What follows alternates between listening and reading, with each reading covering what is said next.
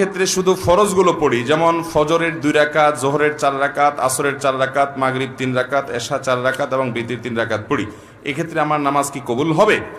দেখুন, শুধু ফরজ পড়েন এই ভাই, সুন্নত পড়েন না, নামাজ হবে কিনা? উত্তর হলো, শুধু ফরজ পড়লে ওয়াক্তের দায়িত্বটা আদায় হবে। জোহরের ফরজটা পড়লেন, জোহরের ওয়াক্তের দায়িত্ব আদায় হলো, কিন্তু এটা পরিপূর্ণভাবে হলো না, ত্রুটি থেকে গেল।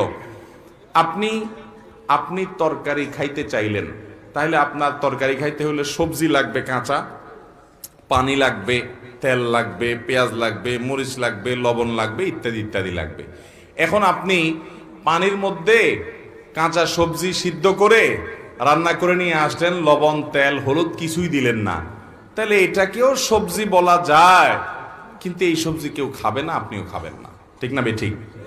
5 ওয়াক্ত ফরজ নামাজ এটা পূর্ণতা পাওয়ার জন্য এর আগে পরে যে সুন্নত নামাজগুলো আছে সেগুলো হলো এরকম।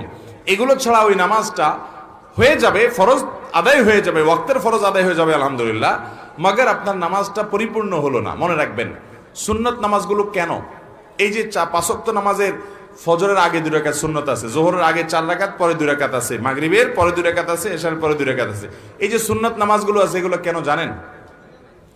এগুলোর অন্যতম উদ্দেশ্য হলো যাতে করে মূল নামাজটা আমাদের সুন্দরভাবে হয়, তার জন্য প্রস্তুতি। আগেরগুলো হলো প্রস্তুতিমূলক আর পরেরগুলো হলো পরিপূরক। সুন্নত আগেরগুলা প্রস্তুতিমূলক, পরেরগুলাকে বলতে পারেন পরিপূরক, আর সবগুলাকেই অন্য অর্থে পরিপূরক বলতে পারেন। পরিপূরক মানে কি? ধরুন আপনি কোনো একটা সরকারি অফিসে খুব গুরুত্বপূর্ণ একটা কাজে যাচ্ছেন, এনআইডি কার্ডের ফটোকপি লাগবে, জন্ম নিবন্ধনের ফটোকপি লাগবে, খুব জরুরি একটা কাজ, আপনার বিদেশ যাওয়ার মতো ব্যাপার, ভিসার মতো ব্যাপার। আপনি ফটোকপি নিয়ে যখন যাবেন, ফটোকপি সাধারণত এনআইডি কার্ডের ফটোকপি যদি একটা লাগে, আপনি কয়টা নিয়ে যাবেন? একটাই নিবেন না 2-4টা নিবেন? বুদ্ধিমান মানুষ হলে 2-4টার সাথে নিয়ে যাবে। কেন? একটা যদি হারায় যায়, কোনো কারণে মিস হয়ে যায়, যাতে করে আমার কাজটা হয়ে যায়, হাতে রাখবে, এটা সে নিয়ে যাবে। ঠিক একইভাবে ভাইরা আমার, আপনি যখন 5 ওয়াক্ত নামাজের ফরজ নামাজ পড়বেন, কিয়ামতের ময়দানে যাবেন, আল্লাহ তাআলার কাছে দেখা গেল কোন একটা নামাজে ভেজাল ধরা পড়ছে, বাতিল হয়ে গেছে, তখন ওই সুন্নত বা নফল, অতিরিক্ত নফল নামাজ যে পড়বেন, এগুলো দিয়ে আল্লাহ তাআলা ফরজের ঘাটতি পূরণ করবেন। সেই সাথে আপনি আগে যখন সুন্নত পড়বেন, তখন মূল ফরজটা পড়তে আপনার সুবিধা হবে, মনোযোগ থাকবে।